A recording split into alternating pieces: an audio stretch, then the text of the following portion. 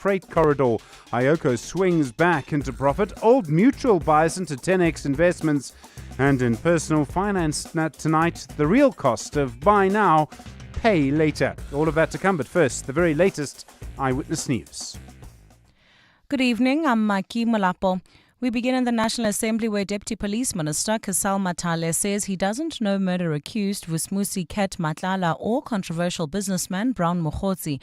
Matale says not everyone in the police department knows who Matlala is, even though he's alleged to yield a lot of political influence and won a multi-million rand tender with the police. Matale denied knowing the two men accused of police interference while giving evidence for the first day before Parliament's ad hoc committee probing allegations of police corruption. Babalandenza has more. Deputy Minister Kasal Matale was questioned about his relationship with Vusumuzi Ket Matlala and Brown Mokgotsi, who are at the center of allegations of corruption and interference. Like previous witnesses Senzo Mchunu and Beki Cele, Matale downplayed his links to the two. He says not everyone in the police knows Matlala, adding he only heard of him when allegations of his involvement in police corruption became public. Personally, I don't know him. I only came to know him when these issues started to hit the wall and it was in the public space. As far as Brown Mokgotsi is concerned, Matale says he's also not acquainted. Brown Mokgotsi, yeah, that is one that I don't know.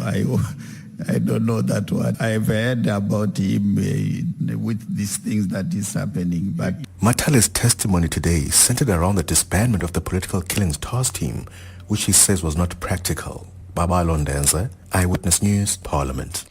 Meanwhile, in the capital, the Madlanga Commission of Inquiry has heard how firearm evidence in the murder case of engineer Armand Swart was tampered with, allegedly to protect criminal syndicates. In the past 2 days, 3 ballistic analysts assigned to the political killings task team testified before the commission. They indicated that evidence points to a group of hitmen believed to be behind multiple high-profile assassinations.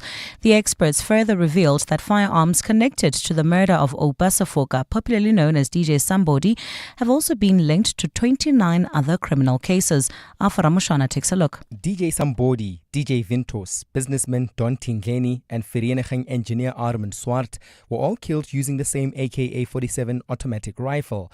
The high-profile murders were connected by the KZN Political Killings Task Team, which conducted a comparative analysis of the cartridges recovered from each crime scene. Senior forensic analyst at the South African Police Service, Captain Solomon Mudisane, says some cartridges could not be linked to other cases because they were tampered with. You note the bullets that you could not make a positive determination. That's correct, Commissioners, because they were damaged. I couldn't make any link to see whether they were fired from the specific AK-47. The Madlanga Commission will now turn its focus to the arrest of Katiso KT Molefe, who is accused of orchestrating DJ Sambodi's murder. Alpha Ramshwana, Eyewitness News. The DA will be writing to parties within and outside of the GNU to canvass support for its Public Procurement Amendment Bill, which seeks to repeal broad-based black economic empowerment. Today, the party unveiled a large billboard along the N1 highway, which says the policy has only enriched ANC elites and left the country poor. Tabiso Goba has the details. Despite being in coalition with the ANC, the DA today did not hold back on criticizing its GNU partner. It says BBEE was only created to benefit ANC-connected business people, and the former liberation movement has failed to alleviate a majority of South Africans from poverty. DA's head of policy, Matthew Cuthbert, says the party is encouraged by reporting in Sunday newspapers that some ANC members are willing to discuss the party's bill. We have not formally approached the ANC, but we'll be writing to all parties in the GNU as well as in Parliament to get support for our economic inclusion for all bill, because we think it's important as the crucible of national debate for us to discuss reforming empowerment policy in this country so that it no longer caters to just an elite. In public media statement, the ANC says it's willing to engage in policy talks. However, it won't be supporting any scrapping of BBEE. Tabiso Goba, Eyewitness News. Western Cape Mobility MEC Isaac Sileku says tough action will be taken should the latest taxi shooting incident be linked to the contested routes in the Somerset West area. Carter taxi businessman Mzuki Sizwakala was shot and killed in Lwandle yesterday. It's not, however, clear if his murder is linked to tensions between Carter and rivals Codeta over routes in the Somerset West area. Last week, a 30-day closure of routes between Khayelitsha, Mfuleni and Somerset West implemented due to taxi-related violence was lifted.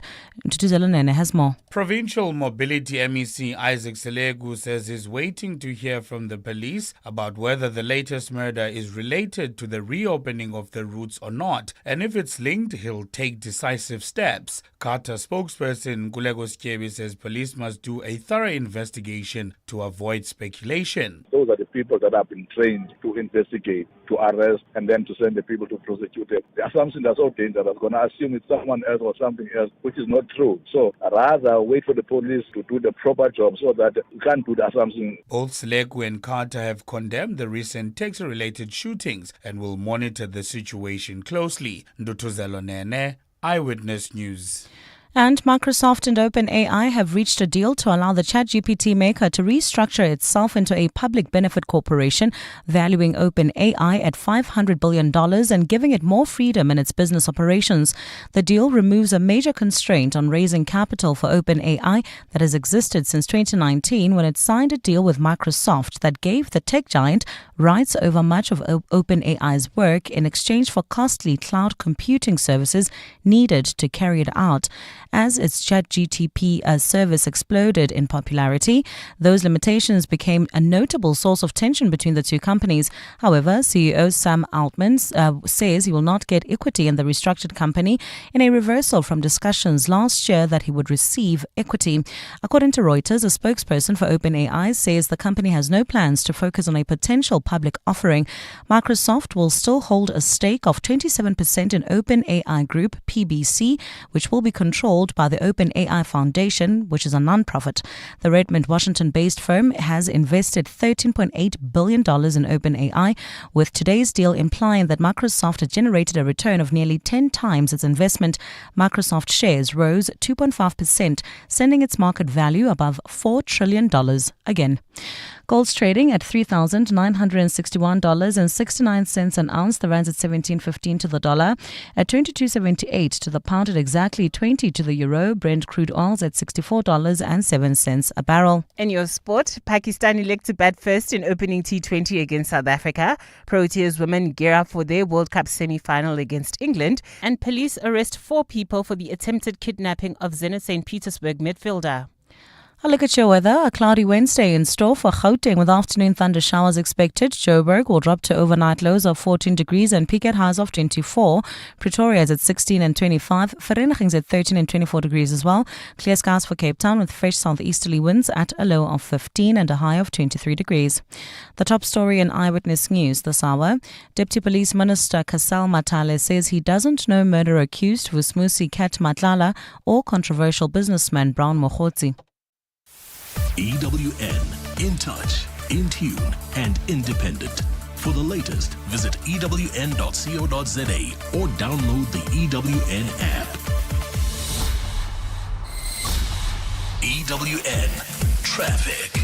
In the traffic, if you're coming out of Sandton, several roads are still congested due to peak time delays. These include Catherine Street, Rivonia Road and Grayston Drive, so please exercise some caution as you head out of Sandton. In the east of Johannesburg in Germiston, there's queuing traffic on the N3 South. This is between Van Buren Road and the Gelden Hayes interchange.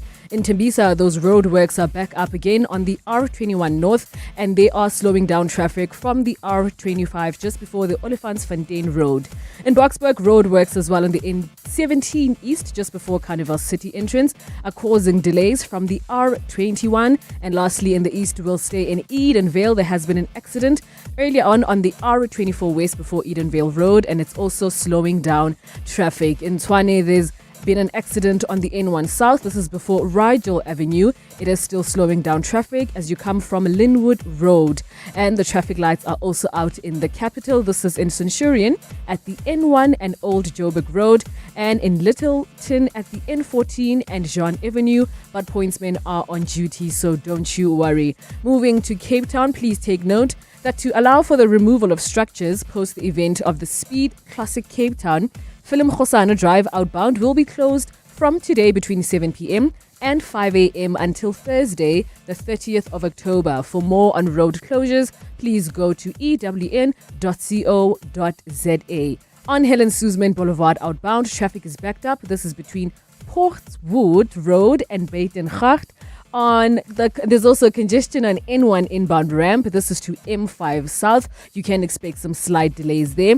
And on Nelson Mandela Boulevard, outbound traffic is slowing down from Seal Street. And lastly, the N1 outbound is slowing down between Sable Road and Brackenfell. To report any traffic problems, please do send us a tweet. We are on X at EWN Traffic. There's more EWN on air, online, and on the EWN app. And now, The Money Show with Stephen Grootes on 702. Let's walk the talk. The Money Show with Stephen Grootes is brought to you by Absa CIB, proud sponsor of the Absa Africa Financial Markets Index 2025. Good evening. Welcome to the program. I'm Stephen Grootes, 11 minutes after 6. Plenty of corporate news today, lots of updates. We'll get into it all in just a moment. We'll start with the founder and executive director at WeBuyCars, Van der Walt. I don't think they were expecting what happened today with their share price. Earnings update, not too bad, it would seem. And suddenly their price, well, I have to use the analogy, crashed. We'll find out if they were expecting that in just a moment. The Port of Gauteng saying the Transport Department needs a reality check over the way in which it wants to manage that freight corridor from Durban to Gauteng. There's a lot going on there. And then also, of course, Rhys Summerton is the joint CEO at Ioko. You may remember them as EOH. They've had a strong update. They're back into profit. Also, the CEO of Old Mutual today, Jurie Strydom, they had a capital markets day, but also confirmed they're buying 10x. And then also before 7 o'clock, Peter Machlape is the managing director at Medtronic. He's written a book, Winning in Africa. You know his two co-authors, by the way, Shamil Jusub and Professor Adrian Saville. Looking forward to that conversation before 8 o'clock. I don't know if you've been looking... I kind of have this idea that buying a new car, as in a brand new car, is something maybe most people do once in their life. I think most people, it's not something that happens very often. But I did wonder if maybe some cars now, some of the Chinese, Indian brands, are so much cheaper than you would expect that actually you're buying a new car rather than an older second-hand car. Your views on that, 011 88 702 021 446 0567, and voice notes, of course, on 072 702 1702. The Money Show with Stephen Grootes, live on 92.7 and 106 FM. Streaming on the Prime Media Plus app and DSTV channel 856. Well, an intriguing story playing out around WeBuyCars today. It put out a statement saying it expected headline earnings for the 6 months to the end of September to be up by between 12 and 17%. As trading started, its shares dropped dramatically. It seems investors maybe were expecting stronger growth in the second half. They ended the day down around 13.5%. Van der Walt is the founder and executive director at WeBuyCars. Van, good evening. Were you expecting such a strong negative reaction to your update this morning? Good evening, Stephen, and thank you for having me. It's always interesting to see how the market reacts to performance statements, and today was indeed an interesting one. We put out a trading statement saying that we expect our core headline earnings to sit between 917 million rand and 958 million rand, which is far better than what we did last year, somewhere between 12 and 17% better. But our shareholders do have very high expectations, so I guess this was a reaction to that. From our side, we feel that our first half was fantastic, and the second half of the year was somewhat subdued. Softer than expected, it's all to do with consumer constraints. We saw the finance approval rates drop as low as 40%, 41% down from 46% at the beginning of the year. So there's definitely a slowdown in credit and a wait-and-see attitude. But you nailed it when you also spoke about the Chinese cars, entering the market and also stealing market share for the used car industry, which does have an impact, unfortunately. But it's also a very positive signal because those cars will then trickle into the car park and form part of the car pool, which we need, in the used vehicle industry. So looking at new vehicle sales, we've seen a very, very buoyant period so far this year, and we expect that to continue. So that's great for new vehicle sales. It's all happening in the mid-price ranges. You definitely not see the upper end in the luxurious car market gaining traction at the moment because people are just far too constrained. But this is definitely playing into that niche where someone considered buying a second-hand vehicle for around 400,000 Rand, but now decide to buy a brand new Chinese vehicle, for instance, which offers great value for money. So there is a definite shift in the market, and we've seen this many times before. We've seen the ebbs and flows and the demand come and go from time to time, and a bit of a slowdown and then again an acceleration in demand for our services. Well, you say all of that, Fan, but this is, Chinese cars are not going to get more expensive. I don't know if you're aware of just how much capacity there is in China. They had to shut down half of their electric car capacity just for it to make sense anymore. I do wonder if that maybe does actually have a big impact on your operating model over the longer term. No, I think it's definitely a positive thing. We've seen this, but not with for you. the entrance. No, absolutely. We see it as absolutely positive because we're already trading cars very successfully. Chinese brands coming into the market. There's a huge demand, even second-hand, for these vehicles. So what's interesting is what we've seen is people purchasing these cars do not keep them as long as the traditional VW or Audi buyer out there.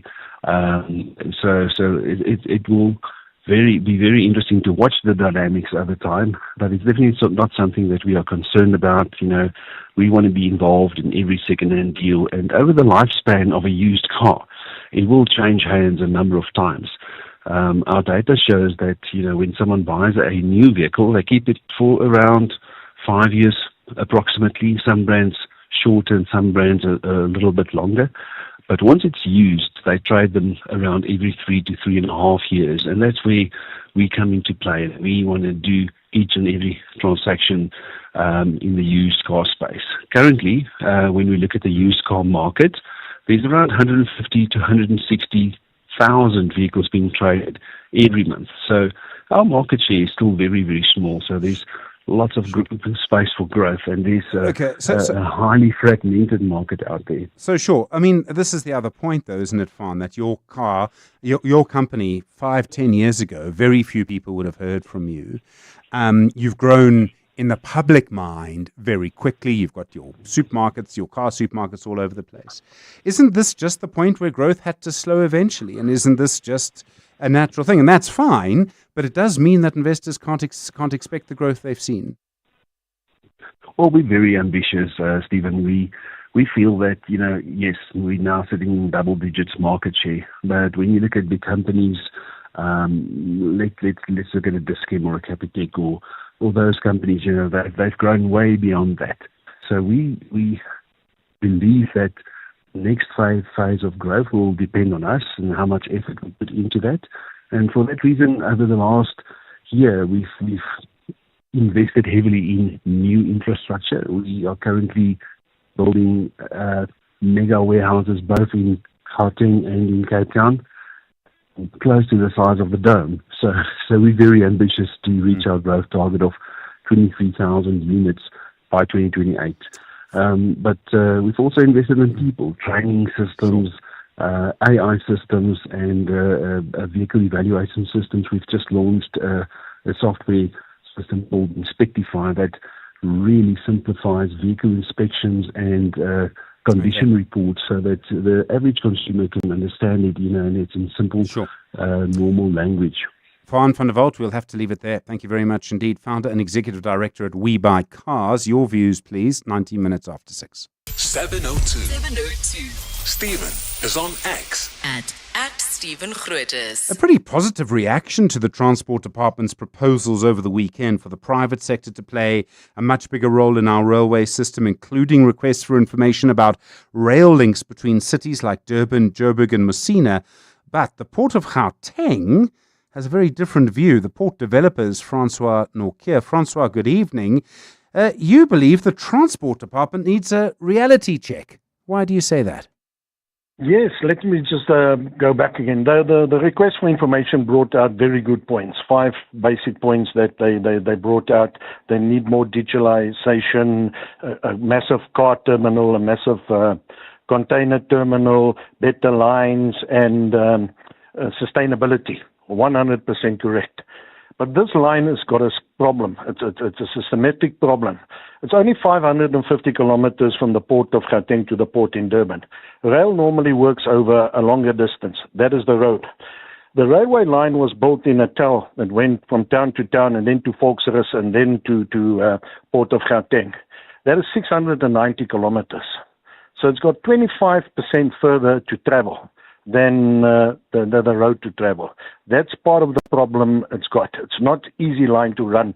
A train can compete with a truck to Cape Town and Kuberga, but it's very easy for the trucks to compete to Durban, between Durban and Gauteng. The N3 toll concession, and Old Mutual is on the show just now. Old Mutual owns 39% of it. Done a fantastic job. That highway runs so nicely, it's straightened, it's shortened, and that is part of the problem. Then there's also unscrupulous operators that's on that route. People that don't necessarily maintain their trucks, the people that don't belong to the bargaining council, and that makes the pricing on trucking very competitive. Now, this railway line between Durban and Gauteng loses about 2.3 billion rand a year. It's one of the biggest loss leaders in Transnet, and of Transnet's debt of 144 billion, this line, since 2012, has contributed about 24 billion to that loss. So the private sector will improve it, but the private sector is not that good. In 2012, they talked road to rail. Jack van der Merwe, which is now the minister's advisor, he was the head of the committee that wrote the Gauteng. But then he was the head of the committee that wrote the Gauteng 25-year transport plan in 2013. You had to see the projections that they had for containers going to container terminals in Gauteng. Over 1 million a year at the moment. It's only standing at 200 or 300,000. So Jack van der Merwe has got a history of overestimating rail's ability. And what I'm just saying is, please, we need this rail to work. We cannot let Jack van der Merwe make the same mistakes he made in 2012 and 2013, overestimating it. Okay, Francois, I'm sorry to interrupt you. I mean, it seems like you and he clearly have a long history together in some way. Never mind. There are ways that you could change that. You could increase tolls on railway, on the trucks. You could easily do that. You could also, if you had a really proper, reliable, very regular service from between Durban and Gauteng. Not everything needs to be done in a rush. I think not everything needs to be moved from one place to another in a rush. I think you might find that actually people would appreciate the reliability, and wouldn't that be a big advantage for a railway network if it was run properly in the first place? Are you talking about passenger or are you talking freight? About... No, I'm talking about freight, yeah. Right. The moment the line has got 2.50 rand expense for 1 rand income. So it's already slow and whatever. I was a private sector guy, and that's why we issued the white paper on this. And we're saying either we must let the road run and the toll fees will come down in 2029 because the cost of capital has come down when it gets renegotiated, or the government must subsidize this railway line, or we must get the current road tolls to subsidize the rail. And that's been overlooked. It needs help. It's not going to come right by itself. It's already slow. It takes 24 hours for a train from Durban to Gauteng, 21 hours to the port of Gauteng, and then 3 hours to City Deep. It takes a week to turn around in City Deep, and where a truck takes 8 or 9 hours. But who's going to sort out the 2.3 billion rand debt or loss a year It's not the private sector is not going to participate in a loss-making entity. There needs to be some subsidy or some cost sharing, and we're getting an economic rail regulator that will need to can determine the fees. And our suggestion is that the toll concession, when it comes to an end in 2029, your next guest won't be happy. Old Mutual is a big shareholder in that. That must revert back to SANRAL. And the difference between today's tolls and what the tolls really needs to be must be sent over to TRIM, Transnet Rail Infrastructure Manager, to subsidize the rail. Without a subsidy, the rail between Durban and Gauteng is not going to work. Rail is 690 kilometers and the road is 550 kilometers.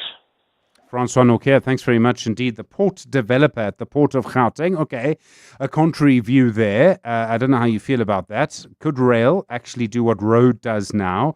The other issue, of course, is what's happening to the N3, the sheer amount of maintenance that it needs. And I'm sure, like me, you have driven from Durban to Joburg.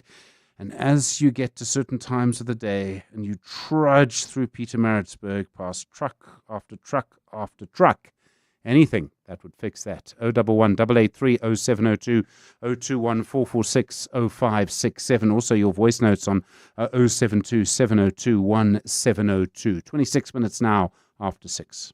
702. Stephen is on The Money Show. 6 to 8 p.m. The IT group IOCO confirming today it's increased its EBITDA by 68%, swinging back into profit. They've been through a big restructuring process. Rhys Summerton is the joint CEO at IOCO. Rhys, good evening. I do appreciate the time. You've made major changes. You've sold some parts of your business. You're moving into a profit now. Are you seeing the benefits of the changes you've made? Oh, most definitely. We haven't sold any assets this last year. So these numbers and 354 million of free cash flow that was generated all came from the operating businesses, which is the first time we've done that for 3 or 4 years.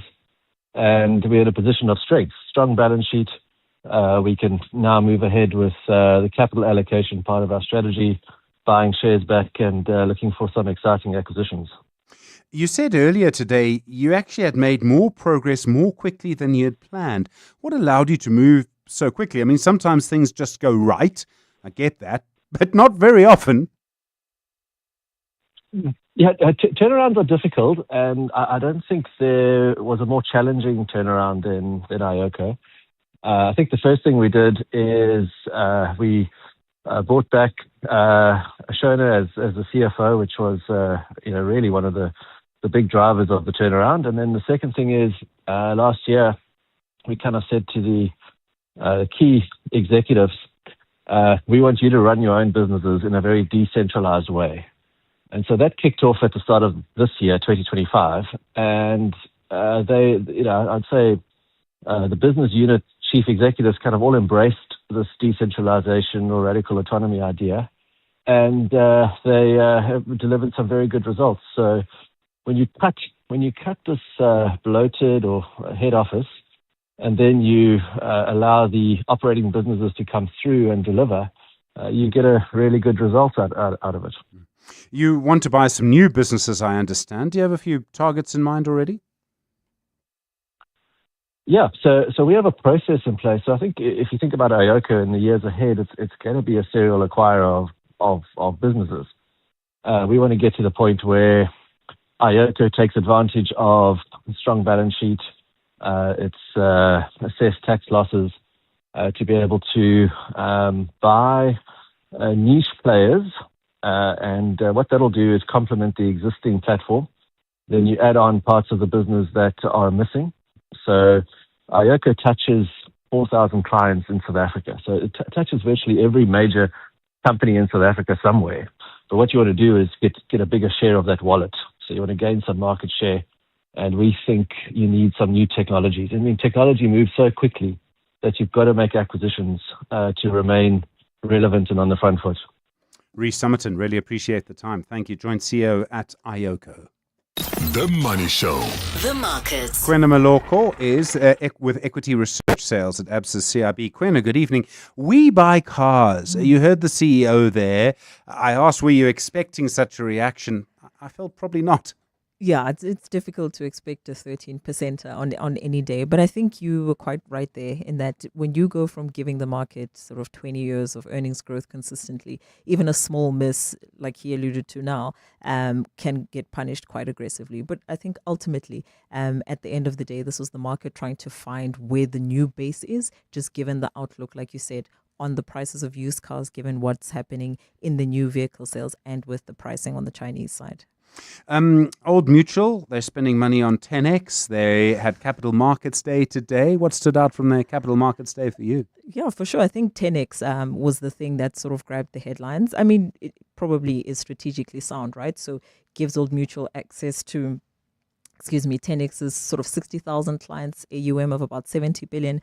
But I think more importantly, it sort of fits into their broader wealth business strategy. And I think that's part of what investors were looking for. But for me, it was the bank. Everyone's been looking at that as well. And they gave us some numbers. Currently, 150 clients. They're signing up 5,000 people a day. And they gave us the year where they believe bank will be break even. So that is FY28. And that will be a feat if they can achieve it. There's another bank that did it a little earlier than its target, so there will be a story there.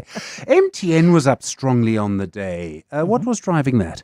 Yeah, that's probably on the back of some really good results we saw from Airtel Africa, right? So we're talking 20% revenue growth, 30% profit growth, and a lot of that is a recovery in some of the regions that they are in with MTN. So, for example, we've seen very strong currency appreciation in Nigeria, in East Africa, and all these other regions. So I think what the market is doing is anticipating that tonight when we get results from MTN Ghana, and on Friday when we get results from MTN Nigeria, you'll probably see similar type themes. Very strong growth, very strong margins, very strong profits, and then just getting a little bit ahead of that. I mean, group earnings in November sometime will probably just give you more color on South Africa, but that's, not as exciting as the rest of Africa regions for MTN. Kwena Maloko, thanks so much, from Equity Research Sales at ABSA CIB. Just after 6:30, Marky, good evening. The latest on the firearm and DJ Somebody. That's right, Stephen. A police ballistic analyst has detailed how he was able to link the firearms used in the murder of Opasafoka, popularly known as DJ Somebody, to several other high-profile murders. Captain Solomon Mudisane, a senior forensic analyst with the South African Police Service, testified before the Madlanga Commission of Inquiry today. Mudisane says he conducted an extensive analysis of cartridge cases and bullets recovered from a DJ Somebody's murder scene and matched them to evidence from other cases.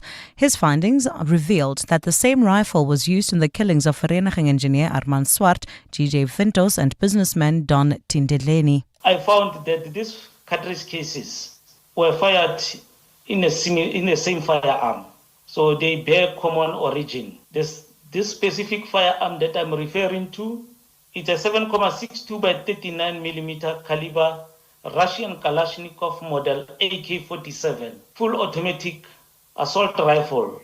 Mudisane went on to outline the technical aspects of the ballistic analysis of the firearm in question. As ballistics experts, we compare the individual and class characteristics, is the markings that were transferred by the firearm components onto the cartridge cases and onto the bullets during the firing process. So there will be those characteristics that we are looking for on each and every specimen to determine the common origin of these specimens. In the Western Cape, a wildfire in Gansbaai has spread to the gravel road heading towards the Grootbos area. Multiple fire crews are working to prevent the fire from jumping the road between Die Eilenis and Grootbos. Visibility is poor due to thick smoke, and motorists are urged to proceed with caution and use alternative routes. The R43 Stanford and Pearly Beach gravel road and the tar road from Eilenskralsmond to Bart Skeersterbos is open for use. There's also a smaller fire in Stilbaai. The DA says it's maintained a firm stance on race-based policies since the 90s, saying they're not the best measure to address the remnants of apartheid and colonialism. Today, the party unveiled a large billboard along the N1 highway saying the black economic empowerment policy has only enriched ANC elites and left the country poor.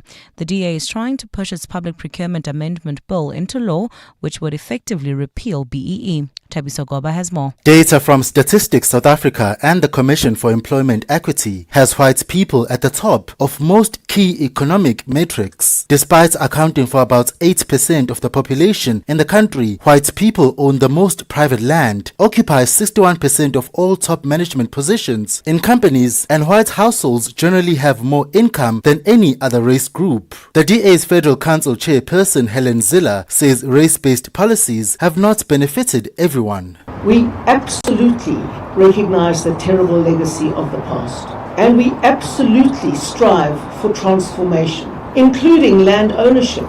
We are in favor of land ownership for all in South Africa, and our policies speak to that. Ziller says the focus should shift from race to poverty alleviation for all. Tabiso Goba, Eyewitness News.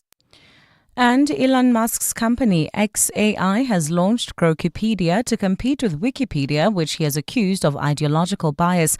The site had more than 885,000 articles by last night, compared to Wikipedia's more than 7 million in English. The launch came with the promise of a newer version, which Musk says will be 10 times better than the current live site. Grokipedia's release had been marked down for the end of September, but was delayed by the US entrepreneur to purge out the propaganda. Musk has been a regular critic of Wikipedia. In 2014, he accused the site of being controlled by far-left activists. A look at your weather. A cloudy Wednesday in store for Gauteng with afternoon thunder showers expected. Temperatures will drop to overnight lows between 13 and 16 degrees and peak at alternating highs of 24 and 25 degrees. Clear skies for Cape Town with fresh southeasterly winds at a low of 15 and a high of 23 degrees. The top story in Eyewitness News.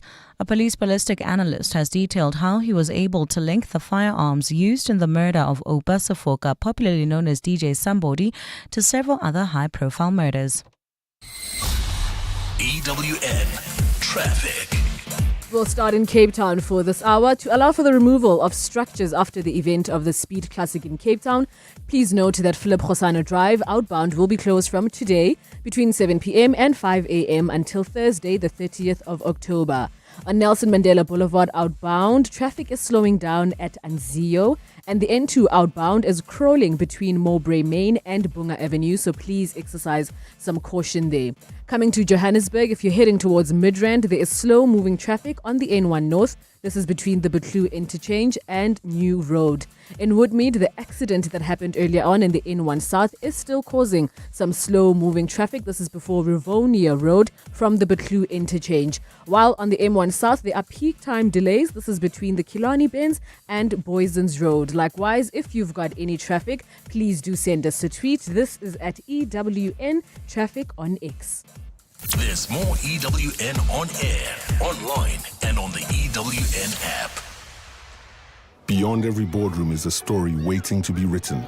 A story of a business and its potential, of a community that thrives, a hospital that serves, and energy that powers millions of dreams. It's a story that only gets better with a partner that has the expertise and solutions to make it a reality. At ABSA CIB, we are invested in your story, and we invite you to write it with us, because your story matters. ABSA, an authorized FSP and registered credit provider.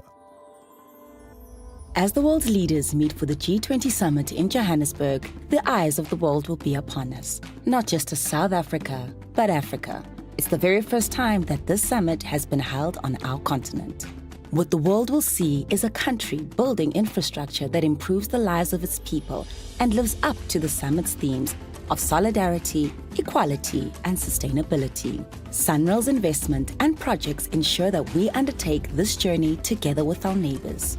The N4 Maputo Corridor project stimulates trade to Maputo in Mozambique. The upgrade extends along the N4 to the Trans-Kalahari Corridor, growing trade for Botswana. The N7 from the Cape to Namibia is growing cross-border commerce, and the N1 project facilitates trade with Zimbabwe. The world will see an Africa that's building a better continent through roads. SANRAL, an agency of the Department of Transport. Babe, Yeah? the fridge light finally stopped flickering. Yeah. I replaced it. You replaced it? Mm-hmm. Like, on your own? Yep. You know what that means. Party! Every excuse is a great one when you've got balloons, bubbles, gift wrap, cards, candles, and dress up. I'm calling it the Fridge Light Festival! The Crazy Store. Hey, you never know what you might find to have a good party. WhatsApp Stephen On 072 702 1702. Well, plenty of voice notes coming through tonight. You heard the conversation with the CEO of WeBuyCars. Part of it is around whether you would buy now a second-hand car, or if you could, you would prefer to buy a new, cheaper than you used to expect, Chinese car. Hi, Stephen. For me, I mean, you need to look at the results, balance that with the outlook of the, second-hand car market. And I think, new car sales have seen better days. I know they're slightly improving, particularly with the entrance of the Chinese car makers. But for me, I think for eBay, it's all about, what's the sentiment looking like around disposable income in the short to medium term. And then what is also the competition doing? Seeing in the market new alternative funding models to vehicle purchase, or rental. So where does eBay fall in that? As diversification of car, funding models, starts to proliferate in South Africa. Thanks. Stephen, Rob from Josie here. Von der Walt, little bit economical with the truth. I think the reason why the shares are dipping is because people are not that dumb. I think they're wisening up to the fact that, well, you can't complain about the after-sale service at WeBuyCars because there isn't any. In fact, it's really quite shocking. So, yeah, I think buy a car from WeBuyCars at your own peril, whether it's used. Well, I mean, yeah, most of them are used, right? There's a story there about a used car salesman. That's all I'm going to say, and I don't mean to be rude. They've built a very successful business. But yeah, I do hear you on that. 19 minutes now to 7. EWN Sport.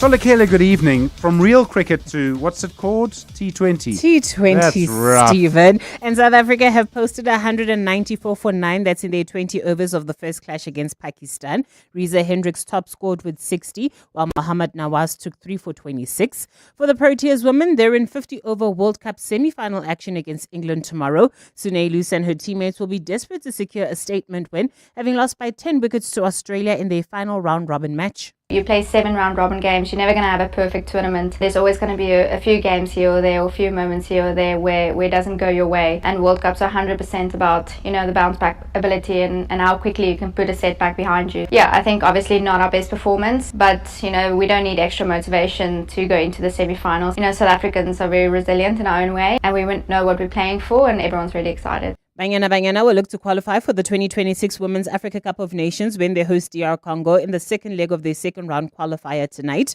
The game is poised finally at 1-1 following last week's draw, while Desiree Ellis will once again miss the clash as she finalizes her contract with SAFA. Interim coach Tinasonke Mbule says despite her physical absence, Ellis is in constant communication with the group. She came to see us before we went to the airport on Sunday. She has been in contact with us. I just got a text from her now this morning just to say she's still with us. And we discuss training, we discuss everything. She's still very much part of this group. Even those who were not with us on Sunday, like the players from overseas, she gave them a call. So she's still very much important part of this team. Solakela, is there nothing SAFA can't mess up? I mean, who are you going to replace Desiree Ellis with? Look around the world. I'll wait. I'm a patient person. It definitely is an issue of there are no real options, because she really does understand South African football and especially the women's landscape and how difficult issues are. I think Tinasonke Mbule is the perfect person to kind of mold into trying to take over, because she's already involved in UWC. But SAFA themselves, they shouldn't have announced the fact that they've given her the extension without agreeing to the terms of the extension. Because now she's in the upper position where she's like, I can walk away from this if you guys don't give me what I need. Mr. Danny Jordan strikes again. Orlando Pirates will look to redeem themselves when they host Makesi in the quarterfinals of the Carling Knockout this evening. Adeslam Wadu's side are fresh from being eliminated in the CAF Champions League, while they face a team who sent them packing in the first round of this competition last season. I'm happy about the progression of these young boys. They showed personality, they showed characters. When they come in the game, they are doing their best. If you take Dansin, if you take Mbutuma, and many others players, I will not mention them all, but they are doing a lot of progress, and I think it's good for the club. It's good news for the club to have such youth for the future. It's very important. And in rugby, Zachary Porthen will make his Springbok debut against Japan on Saturday as Rassie Erasmus named a largely settled match day 23. That's for the opening match of the November internationals. Curtly Arendse, Franco Mostert and Loet Diaga reclaim their places in the starting 15, while Gerard Steenkamp and Johan Grobler are back amongst the replacements, having last featured in the 2024 outgoing tour. Tolagile Mganga, Eyewitness News Sport. At Auto & General, we understand your business is built on more than just vehicles. It's your stock, tools and equipment, and the premises where you work. Auto & General Business Insurance is designed for businesses like yours, protecting your assets against fire, theft, storms, and other unexpected events. To protect your livelihood, visit autogen.co.za and get an obligation-free business insurance quote. Auto & General, never not there. Auto & General is a licensed non-life insurer and FSP. T's and C's online. Huawei Watch GT6 Series, 2025's must-have smartwatch. Introducing the King of Power. Up to 21 days of unstoppable battery life in a sleek titanium and ceramic design that's as strong as it's stylish. The Trackmaster with 24/7 heart rate tracking, sleep monitoring, advanced health management, and the world's first cycling virtual power feature. Fully compatible with both iOS and Android. Get yours now from just 169 Rand a month over 36 months, or 4,999 Rand at selected retailers. T's and C's apply. Small businesses are anything but small. They're the backbone of our communities, the dreamers, the doers, the ones who keep Mzansi moving forward. That's why 702 and Capitec Business Banking are putting them in the spotlight. Every Thursday between 6 and 8 p.m. Catch Small Business Focus with Capitec, where we showcase the hustle, heart, and the secrets to thriving in today's economy. Your vision matters, and with Capitec, you're never building it alone. Small Business Focus with Capitec, the business bank for everyone. Thursdays between 6 and 8 p.m. on 702. Capitec Bank is an authorized FSP 46669. 702 with Stephen Grootes. Email him on stephen@702.co.za. 13 minutes to 8 the time. Watching Castle Matale take questions in the next little while. He's been taking questions through most of the day from MPs in Parliament as part of the ad hoc commission of inquiry into claims of interference and corruption in the SAPS. And one of the things that came out is that it turns out a year after he had been appointed Deputy Minister of Police, he still didn't have any official duties assigned to him. And I've got 2 big points to make about this. The first is obvious. What are deputy ministers for? I mean, we still have this problem. And deputy ministers, let's make no bones about this, are expensive for you and me. They get 2 properties, places to live in, one in Gauteng, one in Cape Town. By the way, each of those places gets a backup generator and the diesel's paid for by, you guessed it, look in the mirror.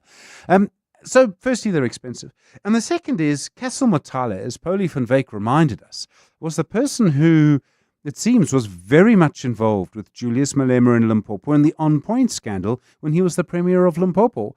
And again, never been a satisfactory explanation from the NPA as to why Malema, and presumably at the end of it, Castle Matale, would not be investigated for that, would not be prosecuted for that. He's now the Deputy Minister of Police.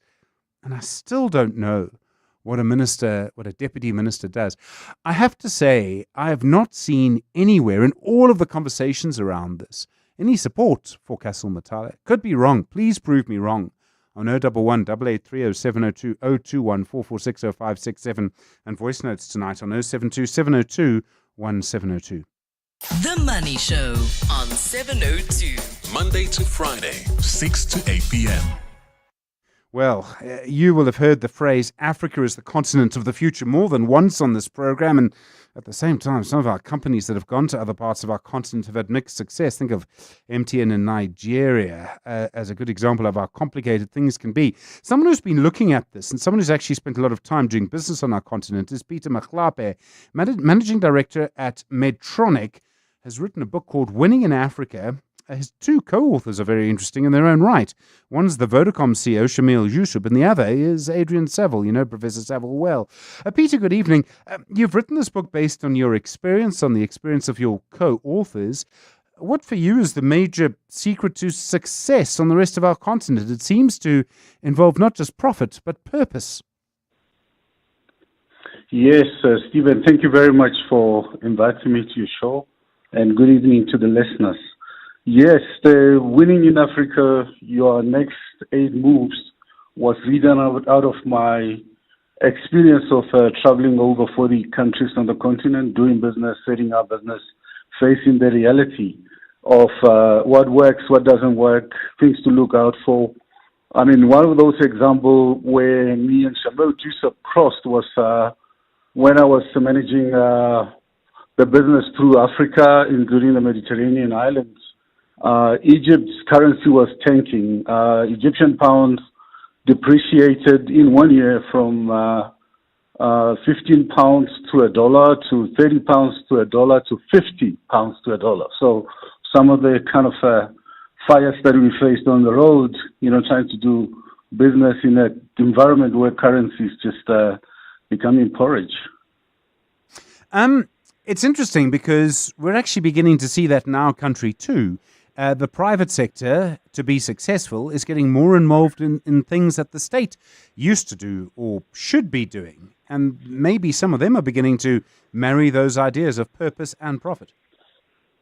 Yeah, and this is a very good example on the continent. I mean, gone are the days where, if you're producing steel or medicine, you just do that. You have to obviously look at the unmet needs of the communities where you're working to make sure that the whole ecosystem is strong. For example, in our case, working in a healthcare environment, providing diagnostic tools or medical devices, at times we had to work with healthcare workers to strengthen laboratories, making sure that the whole process of testing, even bringing in technology that is more relevant to the market. For instance, handheld devices or battery-operated devices that can work in places where there's no electricity, under a tree, a clinic that is not really very well equipped. In the case of Vodacom, Shamil talks about them working in Tanzania, having to provide the healthcare through women healthcare program that they had, which is not the responsibility of a telco. And I call it a shared value creation where you're trying to solve societal problems, while you're making profit and strengthening the communities that are your customers. I think some people, particularly people who don't know our continent, would say, why should a telecoms company get involved in that sort of thing?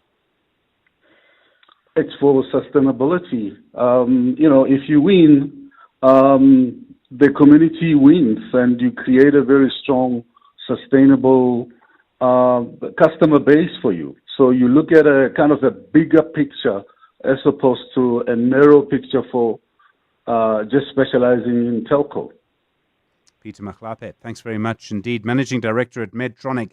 The book's called Winning in Africa. He wrote it along with Shamil Yusuf, the CEO at Vodacom, and Professor Adrian Saville. Time. When you're a kid, it moves slower than a sloth trying to get through airport security. There is just so much of it. Skip forward a few years to your 20s. Time is still your friend. It says have some balance. Go party and have fun. Then your 30s hit. And time suddenly steps on the accelerator like it's trying to catch a traffic light before it goes red. 40s. Now time is moving faster than your 10-year-old on a sugar high. 50. You're desperately trying to save as much as you can, but time is moving so fast. And all you can think is, where did all the time go? That's why after 50 years of investing, we've learned that time is the greatest gift of all. And the good news is, if you invest early, Time gives you money, and then money gives you more time for some much-deserved you time. Now, isn't that a compelling enough reason to invest? Ellen Gray, long-term investing. Ellen Gray is an authorized FSP. Huawei Watch GT6 Series, 2025's must-have smartwatch, introducing the king of power. Up to 21 days of unstoppable battery life in a sleek titanium and ceramic design that's as strong as it's stylish. The Trackmaster with 24/7 heart rate tracking, sleep monitoring, advanced health management, and the world's first cycling virtual power feature. Fully compatible with both iOS and Android. Get yours now from just 169 Rand a month over 36 months or 4,999 Rand at selected retailers. T's and C's apply. The Money Show with Stephen Grootes is brought to you by ABSA CIB, proud sponsor of the ABSA Africa Financial Markets Index 2025. 6 minutes now to 7 the time. Well, Old Mutual are confirming today it's spending 2.2 billion Rand to take controlling share of 10x Investments. 10x provides retirement and savings products using passive investments. They also had a capital markets day today. Jury Stradham's the CEO at the Old Mutual Group. Jury, good evening. I really appreciate the time. What is it about 10x that makes it so attractive to you at this moment? Hi, Stephen. Good evening. Good to be with you. So 10x, if you look at the areas of growth in the markets, passives, ETFs, and particularly in the sort of direct and digital space, then 10x really is one of the companies that's emerged very strong in the last few years. So, it's taken in, I think, something like a third of the net inflows into that part of the market over the last few years. So we're excited to be bringing those capabilities and that team into the group. You clearly believe there's a lot of growth still, a lot of room for growth here. Yeah, so our projections show that section of the market's going to grow, compounded over the next 10 years by at least 15%. So we think there's lots of headroom there. One of the things 10x did, as I understand it, was that they really got very competitive around fees. Do you think there's scope for fees for what will now be your customers to go down further? I mean, obviously, with scale, with digitization, all of that sort of thing, you would think there might be a bit more space for fees to go down further. These are products that offer great value to customers, and I think with scale, what we bring as Old Mutual is obviously we bring kind of asset gathering capability, distribution capability, which will enable that business to scale further. As a group now, as Old Mutual, the group, you actually, as I understand it, want to cut your costs by 2.5 billion Rand. Where would those savings come from, Jury? I mean, that's even at your level, that's quite a lot of money. Yeah, so Steve, that represents about 10% of our expense base, our operating expense base of last year. So obviously we'll be looking at all areas of the business and opportunities to over this year, 2026 and 2027, to look at where the opportunities to cut costs. But we think it's important. When you're serving the South African markets and markets across the continent, you've got to be competitive in your cost to serve, and this is part of it. Amazon said today they're cutting 14,000 jobs just through using AI. I mean, I presume some of these savings would come through AI and things like that? Yeah, so over time, AI is all companies, I think, are looking at AI, and one of the big use cases of AI is automation, of course, across different industries and different parts of the value chains. That'll be part of it. But it's also just, looking at other sources of efficiencies as well and just looking at how we do things. You've set yourself as Old Mutual medium-term targets of returns of around 15% dividend growth of between 6 to 9%. How confident are you'll be able to hit those targets in the medium term? Well, so there are targets that are ambitious in the sense that in the number of areas, like return on net asset value, as you mentioned, we've got work to do to get ourselves into range. We sort of see it in two phases. There's a value unlock phase, which is really, getting ourselves consistently into those, into those metrics, which, the cost is one part of it. But there are other pieces as well in terms of improving the basic competitiveness of our businesses and executing better. And then we've got to put the runs on the board. Obviously, a lot of attention on your bank. My understanding is you wanted to break even in around 2028. You're taking in what seems to be a large number of customers on a regular basis. What makes you think? What makes you confident 2028 will be the moment it can break even? So look, you do your projections based on the number of customers that you need and what's revenue per customer, the activity of those customers. So there's a whole lot that goes into that. I mean, what's super encouraging for us is the scale at which we're able to onboard customers at this stage. We've gone live with our bank in the last few weeks, and we've scaled up to being able to onboard 5,000 customers a day at this point. So that's super encouraging. What works in our favor is the reach that we have. So Old Mutual's got 350 branches across the country. We've got already a very significant lending operation, a 15.5 billion lending book, and of course, we've ultimately also got a very strong advisor network. So this is what we're encouraged by, and I think it's a good start for us. And as we build the bank further, we'll look to see how we can put those numbers on the board. I mean, what people really want from a bank is an app that's easier and simpler to use than everyone else's app, and the app is the main point of contact. Yep. The app, yes. I mean, I have an Old Mutual bank account. I bank with Old Mutual. I've got the app. I think if listeners go in and try it, I think you'll see that it is a good piece of technology. It works well. But I also think that customers are looking, and our research tells us that customers are also looking for a place where they can talk to someone. And our branches do provide that footprint as well, where you can talk to a human being, you can get advice, not only just on your bank, but also on your insurance policies. Jury Stratham, thanks so much. CEO at the Old Mutual Group. Do appreciate the time with the Money Show, 7 o'clock. This is EWN. Good evening, I'm Maki Malapo. Deputy Police Minister Kasal Matale says the political killings task team was President Cyril Ramaphosa's project because he established it. Matale also says he was surprised to learn on social media of Minister Sinzo Mkunu's directive to disband the task team last December. He says he's unsure if Mkunu informed Ramaphosa about his decision to disband the task team, which he says was doing excellent work. Matale has been giving evidence in Parliament before the ad hoc committee investigating allegations of police corruption made by KwaZulu-Natal Commissioner Nhlanhla Mkhwanazi.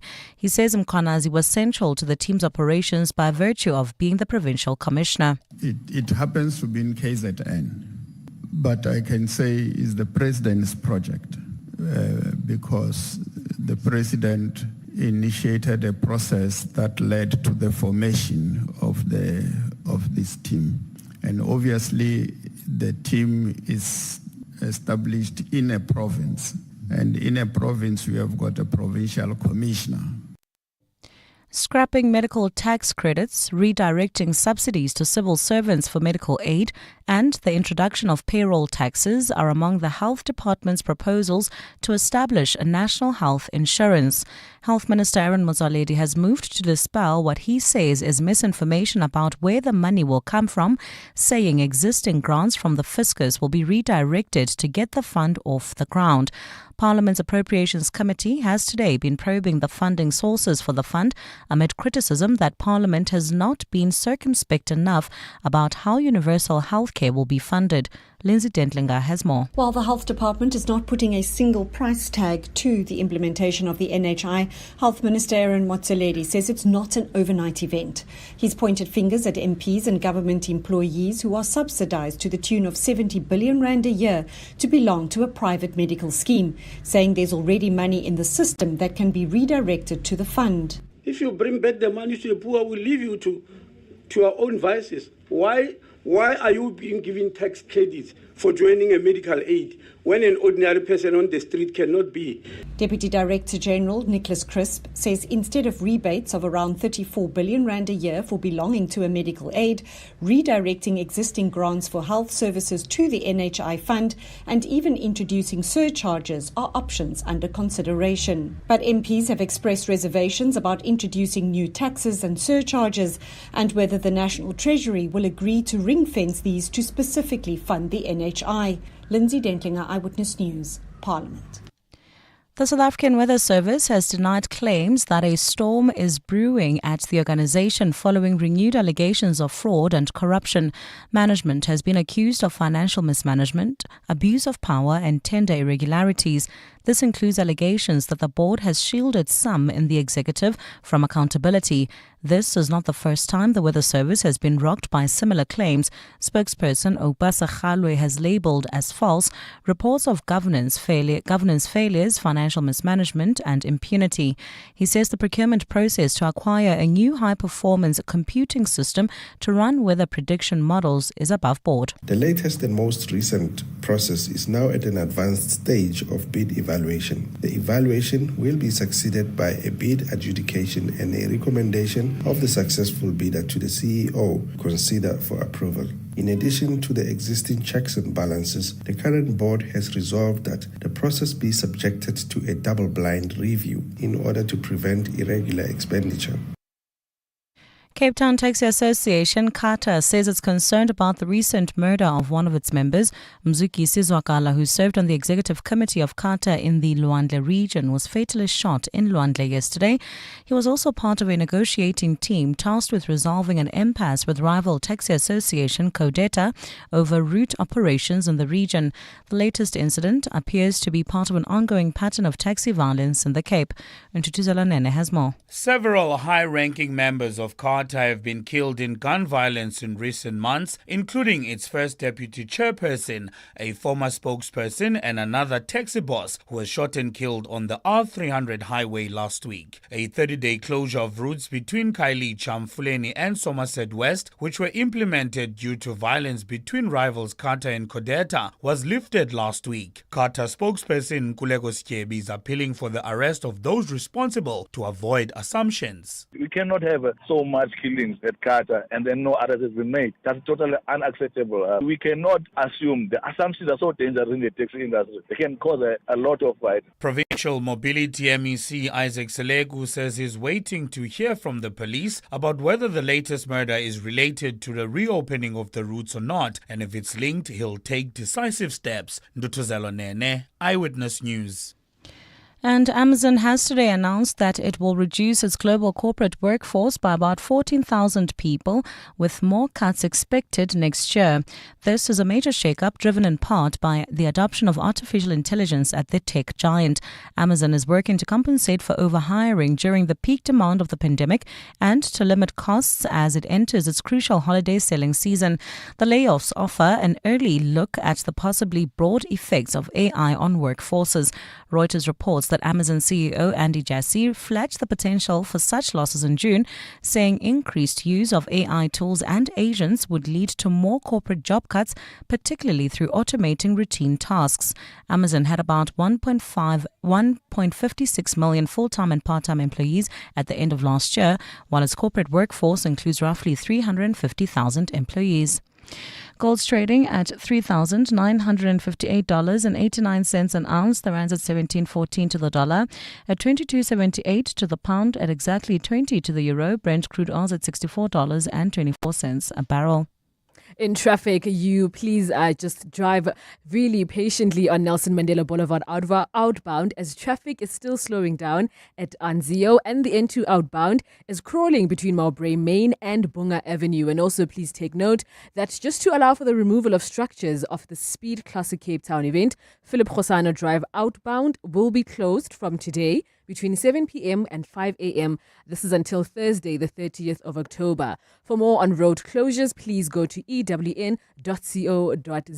Coming to Johannesburg, just heading towards Midrand, there is still slow-moving traffic. This is on the N1 North between the Betlu Interchange and New Road. And that's your last traffic update from me, Khomotso Munyai. Have a good evening. And a look at your weather. A cloudy Wednesday in store for Gauteng tomorrow, with afternoon thunder showers expected. Joburg will drop to overnight lows of 14 degrees and peak at highs of 24. Pretoria is at 16 and 25.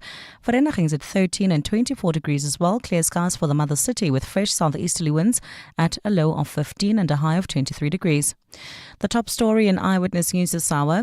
Deputy Police Minister Castle Matale says the political killings task team was President Cyril Ramaphosa's project because he established it. EWN, in touch, in tune, and independent. For the latest, visit ewn.co.za or download the EWN app.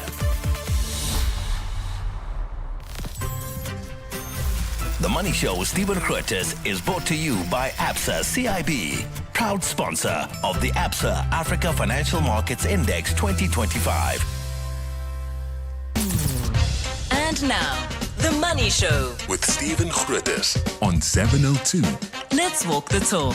Good evening, 9 minutes after 7 the time. Plenty coming up in the next little while. We'll focus a little bit more on our continent as I am Tlanga, the chief economist at Rand Merchant Bank. He's put out the Where to Invest in Africa report.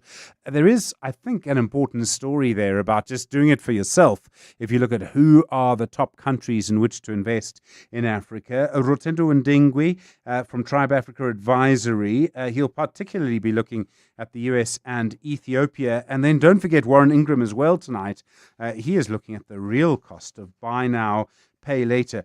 By the way, there are one or two moments where I think he's not going to mind too much if you buy now and pay later. I'll let him speak for himself from 7:30. Good to hear from you as well on 011 883 0702 021 446 0567 and voice notes tonight on 072 702 1702. We've been particularly talking about cars after that conversation with WeBuyCars, and particularly when you consider their share price was down so strongly today, that did lead to a conversation about whether to buy sort of cheaper, Chinese and new rather than older, slightly more expensive and pre-owned. Certainly some voice notes coming through on that tonight. For me, it's definitely the Chinese cars. I've been driving one for 3 years now. I've got no regrets. I'm happy. I'm actually getting another one of a similar brand. And also, I'm not going to mention any brands. If you buy this brand, if it's a new car altogether, you get warranty and whatnot till million mileage, so million kilometers. So it's those kind of things where you're like, I'd rather have this as opposed to getting a second-hand car where it's going to give me issues and whatnot, and they're going to tell me that it was a rip-off, yada. So I'd rather be at peace, with a brand that's not that popular, but I'm at peace and I'm enjoying the drive and all of that.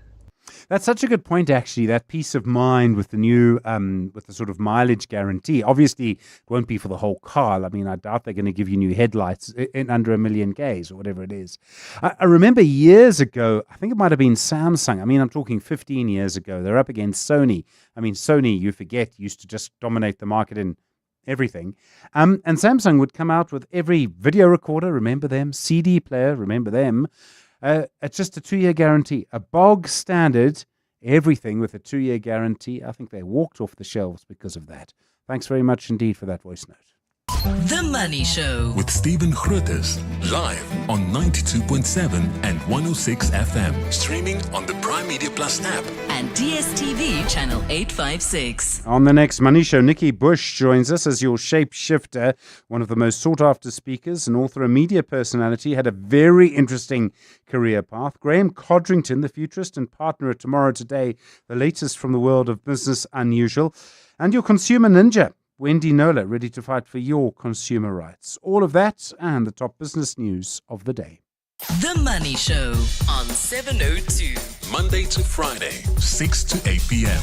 A reminder, I thought today, of how important it is to get your own house in order if you want investment. So if you think of everything that's shaped the world around Africa over the last year, the Trump administration, we've seen what's been happening in the Sahel, things like that. RMB saying today that the top 5 places to invest in Africa have not changed since their last report last year.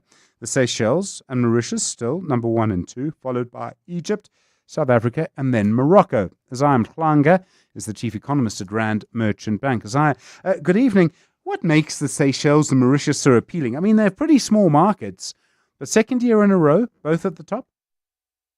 Indeed, Stephen, it's how we construct the index. It has about 4 pillars that would include economic structure and performance. You have market accessibility and innovation. We have economic stability and investment climate. And then the last one, we have the social and human capital development. So if you think about Seychelles and Mauritius, they are very small economies, which means they would rank very low on the economic potential and performance. And that constitutes about 35% of the index. But on all the other 3, they are well positioned, they are very competitive, they rank very highly, and that is almost like 65% of the index, which means they would rank above all the other countries.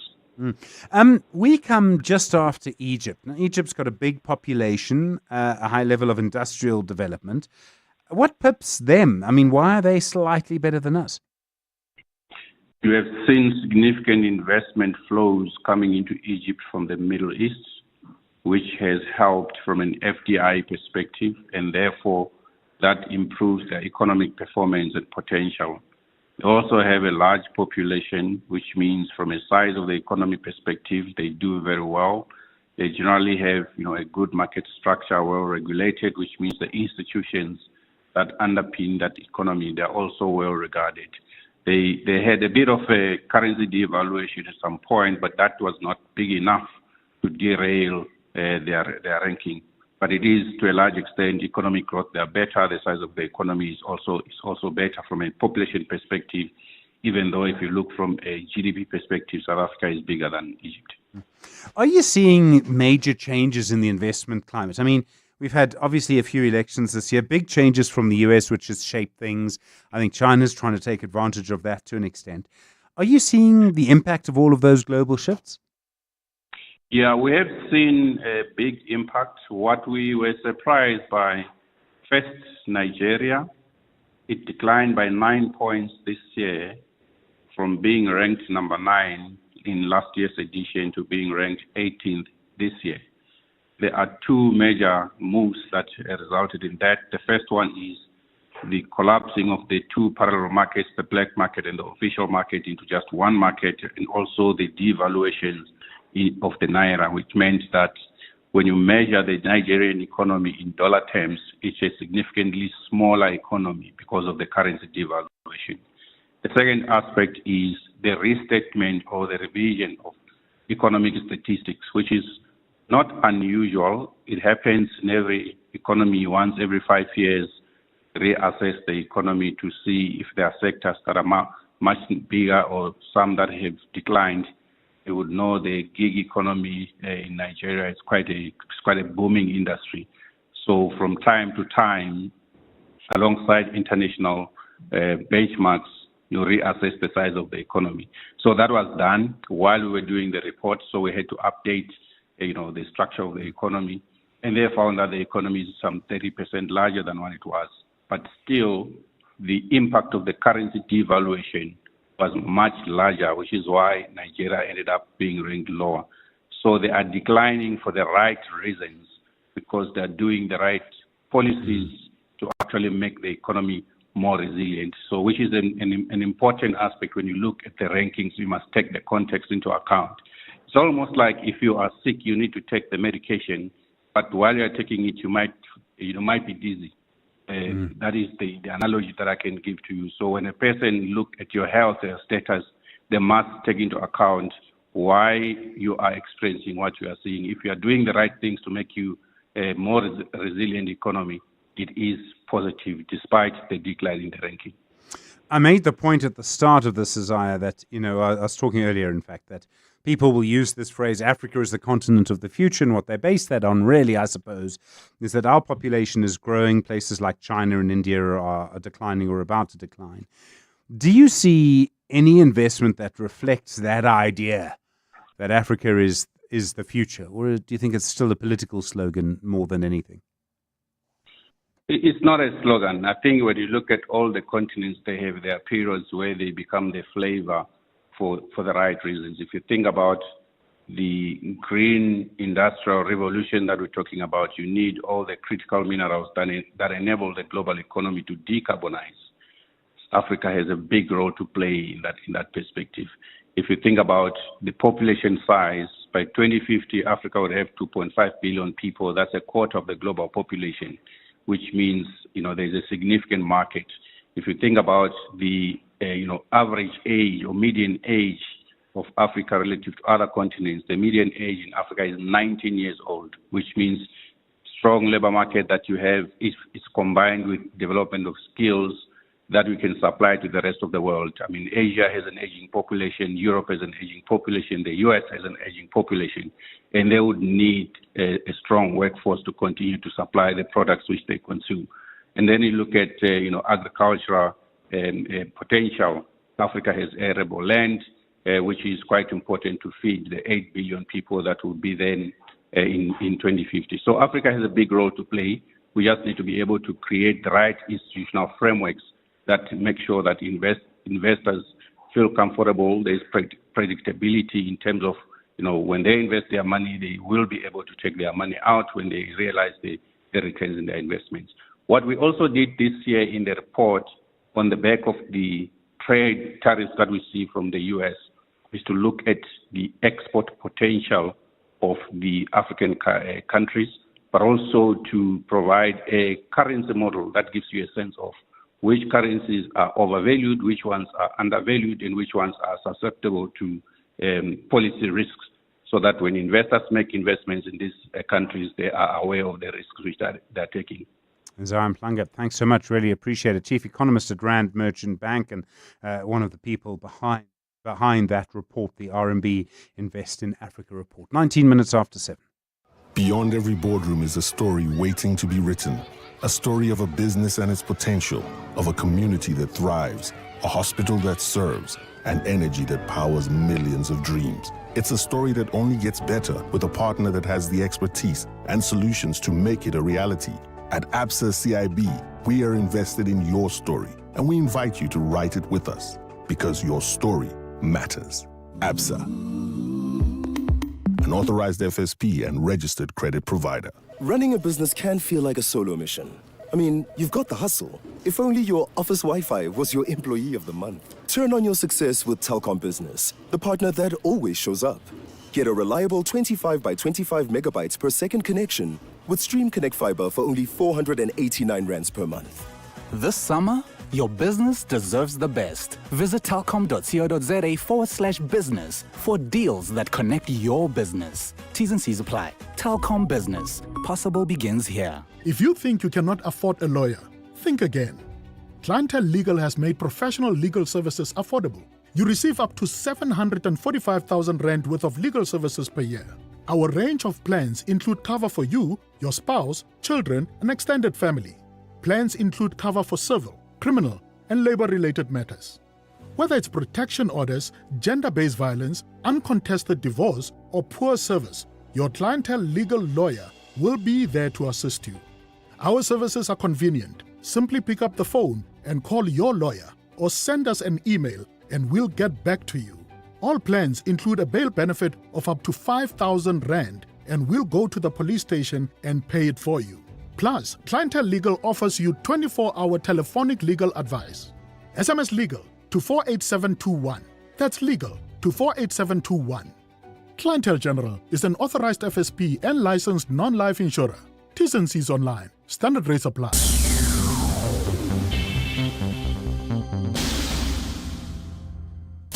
The Money Show, Africa Business Focus. Dr. Rotendo Ndingwi, the founding director at Tribe Africa Advisory, joins us. Now, Rotendo, how's it? The US seems to be getting closer to Ethiopia. I mean, it's fascinating to watch this. I mean, in a way, I think those leaders might quite like each other.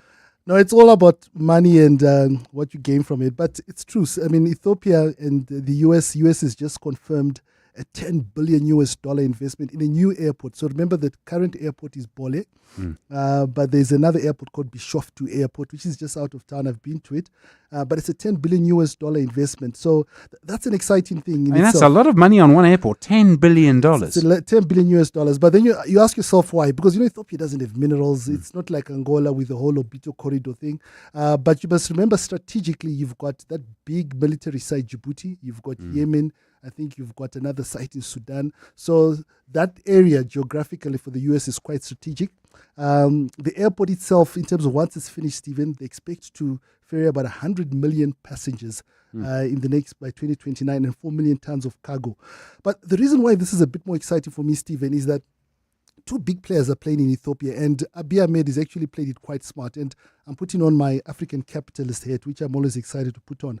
First thing is that you said America is investing. Last time we talked about Boeing moving its headquarters from South Africa to Ethiopia. We talked about GERD, the big Africa Renaissance Dam, and how America is now siding with Ethiopia. So they're making all these power moves, investing and supporting Ethiopia. But China is also investing in Ethiopia through the Belt Road Initiative.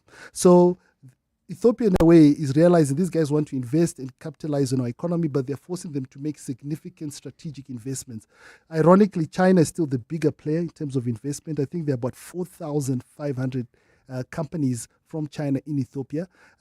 So it's become a competitive landscape, but it's almost becoming a win-win. And I think the question is, can Abiy Ahmed maintain this and still contribute positive reform to Ethiopia in the long term? If this happens and it becomes a little Singapore or maybe a big Singapore, that'll be a great thing. Or even in Dubai, in terms of the airport. Dubai in terms of airport. Just to give you an indication, Stephen, Ethiopia Airline is making about $7.5 billion turnover, and it's profitable. So, and I think ideally once this airport is up, they'll be able to do direct flights from Ethiopia all the way to North America, and it'll be quite strategic all around. Ghana, we've been talking about airports. They're looking at a port, $1 billion. This is around the control of the Sahel. Again, so it's both Ghana and with their Tema port, as well as the Côte d'Ivoire. With their Abidjan port. Now, why are these ports quite strategic? Obviously, these two countries are neighbors. They are competitively positioning their ports and putting massive investments because it's a gateway to the Sahel region. And the Sahel region being Mali, Burkina Faso, and Niger, the naughty boys are putting inverted commas. But there's a lot of commodities moving up and down there. So just to give you some stats, Stephen, if you look at the Ghana Tema port, it's estimated per annum they have about 8.6 million tons of goods that they received, and there are about 1,650 ships that go back and forth.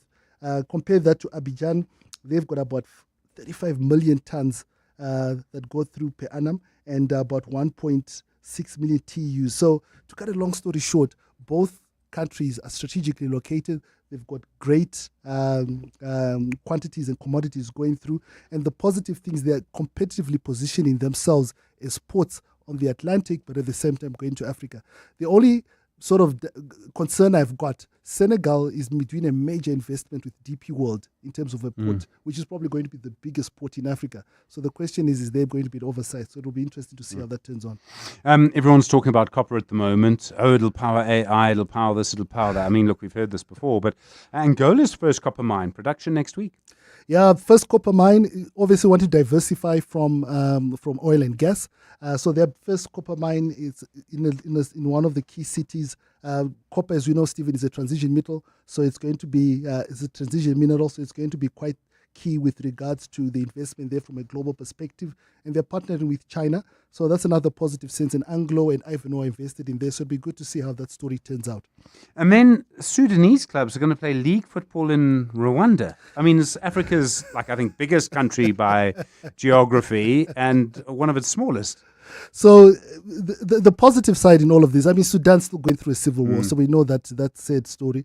But I think Nelson Mandela highlighted the importance of sport just in terms of bringing another sense of peace and hope for people. And two Sudanese PSL teams are playing in Rwanda in their Premier League, which is great. They played in the Mauritania League last time, but it just gives an opportunity and hope for young people, whether men or women, to be able to participate in sports, which just takes away the stress and the frustrations with regards to operating in terms of the civil strife that's going in the country. So it's a nice story to have, just in terms of seeing how sport brings another different kind of story in a region that is facing a lot of turmoil, Stephen. Rotendo and Dingwi, thanks very much indeed. You've got 10 seconds to say how's it to Aubrey. Aubrey, how are you, man? Good. Thank you for punishing me on you. I survived.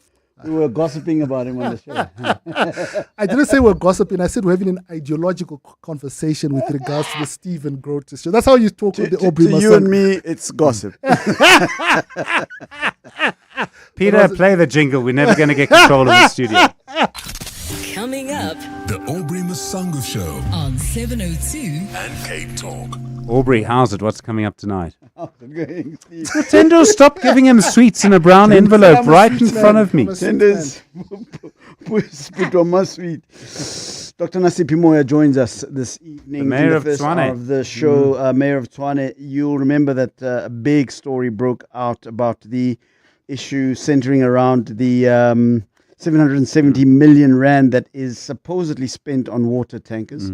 We had a big argument between Celia's Brink of the DA and I forget the representative of Action SA that we spoke to last week. But we thought let's get the mayor in and help us clear up what the story is as far as that is concerned. In our entrepreneurship feature, Bongani Mia, a global speaker, facilitator and entrepreneur, talks to us about scaling of a business. We hear you guys speak about that all the time. Nobody understands what it means. So we're going to find out from Bongani. And then Dr. Dionita Darmans, director at Boston City Campus, joins us. You'll remember that the Department of Higher Education has gazetted a new policy that allows private institutions to apply for university status, provided they meet strict academic governance and infrastructure standards. We find out what the implication of that is for all of those private institutions. And then, of course, it's an open line in the final hour of the show, and that's the show tonight. Aubrey Masango, thanks very much indeed. Plenty to come tonight. In a moment, you'll hear from Warren Ingram, Personal Finance. We'll be looking at buy now, pay later. Obviously, the hidden costs, and I suppose the real story is you buy now and you pay later, and you pay later some more, and a little bit later you pay some more. But he'll explain it all to you. He does have one little caveat where he says it's not a terrible idea to buy now and pay later. Well, we'll see what that caveat is. So Warren Ingram is next. Just gone 7:30. Marky, good evening. The DA and a billboard. That's right, Stephen. Good evening. The DA says poor people have a much better chance of climbing out of poverty in a municipality governed by the party than anywhere else in the country. The party held a media briefing where it unveiled a new billboard along the N1 highway in Johannesburg. The billboard reads, BEE made ANC elites rich and left South Africa poor. It's part of the party's strategy to have the broad-based Black Economic Empowerment Act scrapped and replace it with its own public procurement amendment bill. DA Federal Council Chairperson Helen Ziller says while Triple BEE prioritizes race, the party's bill focuses on all poor people in the country. And in South Africa, the vast majority of unemployed and poor are black people. They get the best free basic services package where the DA governs. They get the best opportunities, the best public access through transport and various other things. It is far better for a poor person to land up in a DA administration because they can get onto the ladder of getting out of poverty. The Health Department says it will not turn anyone away from seeking treatment at state facilities, including foreign nationals. Deputy Director General Nicholas Crisp has told Parliament's Standing Committee on Appropriations that it does not account separately for treating undocumented migrants and therefore cannot answer the committee's question on how much is being spent to treat this category of patients. The questions come in the wake of recent incidents of attempts to block foreign nationals from accessing state hospitals and clinics. Lindsay Dentlinger has more. Deputy Director General Nicholas Crisp says access to healthcare is guaranteed in the Constitution and no one can be denied.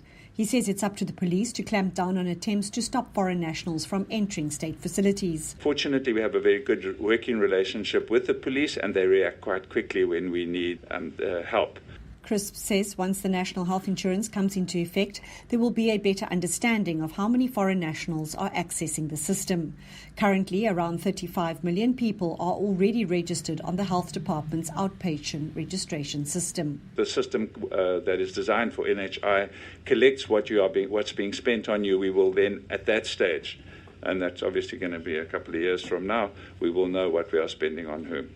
Crisp says the NHI registration system will capture fingerprints and be linked directly to Home Affairs to verify who is being treated. Lindsay Dentlinger, Eyewitness News, Parliament. And Israeli Prime Minister Benjamin Netanyahu has today ordered the military to carry out intense strikes on the Gaza Strip after accusing Hamas of violating the U.S. brokered ceasefire. Minutes later, Hamas said it would delay handing over the remains of another hostage under the terms of the truce deal over what it called Israel's truce violations. The Palestinian militant group had earlier said it would hand over another hostage body scheduled today amid mounting Israeli pressure after Hamas returned only the partial remains of a previously recovered captive. Late yesterday, Hamas handed over what it said was the 16th of 28 hostage bodies it had agreed to return under the ceasefire deal, which came into effect on October 10th. According to Netanyahu's office, Israel forensic examination determined that Hamas had in fact handed over partial remains of a hostage whose body had already been brought back to Israel around 2 years ago. In returning only the partial remains of an already returned captive, Netanyahu's office and a campaign group representing hostage families accused Hamas of breaching the ceasefire. A look at your weather. A cloudy Wednesday in store for Gauteng with afternoon thunder showers expected. Temperatures will drop to overnight lows between 13 and 16 degrees and peak at alternating highs of 24 and 25 degrees. Clear skies for the mother city, along with fresh southeasterly winds at a low of 15 and a high of 23 degrees. The top story in Eyewitness News. The DA says poor people have a much better chance of climbing out of poverty in a municipality governed by the party than anywhere else in the country. You know those finfluencers, the kind of bros making bank in Bali, calling themselves forex gurus, promising you can make money while you sleep if you just buy their course. But then you end up losing sleep, waking up for different market openings, checking charts, scanning the members-only group chat for signals, and you start wondering, why do they call it day trading when you're spending all night spending your money to make money, only to realize that they make their money selling courses on how to make money. Oh. When you can't trust overnight wins, trust 30 years of market-beating returns. Coronation. Trust is earned. Coronation is an authorized FSP. Corporates That Care promotes and encourages corporate leaders and all citizens to walk the talk for a better South Africa. Catch Corporates That Care this Wednesday at 10 to 9 featuring Kellanova. Their General Manager and Executive Director, Philip Niemann, will be in conversation with Bongani Bengwa. Join us every Wednesday as we highlight the efforts of companies and brands dedicated to building our country. Corporates That Care is a Prime Media Cares initiative with 702 and Prime Media Outdoor. 702, let's walk the talk and make a difference together. Hi. I need balloons. Sure. Now, my dog barked. Pretty sure he said potty. Okay. He was like... At the Crazy Store, you'll find every excuse to celebrate. Hi, me again. My houseplant survived another week. Where's your confetti? And everything you need. Helium, gift wrap, dress up. And more. The Crazy Store. Hey, you never know what you might find. To have a good party. The Money Show. Personal Finance with Warren Ingram. The Personal Finance feature is brought to you by Sanlam Corporate. They take employee benefits personally because when you care, everyone benefits. Sanlam Corporate. Warren, good evening. Tonight we're talking about buy now, pay later. We were talking about second-hand cars earlier. Somehow it all seems very appropriate. Warren, how's it going? Good, thank you, Stephen. And it's great to be chatting to you when we're now not grey listed. It's a little bit of good news we should all celebrate. Indeed, yes. So I think the main thing that you see that's pay now and pay later is often furniture shops.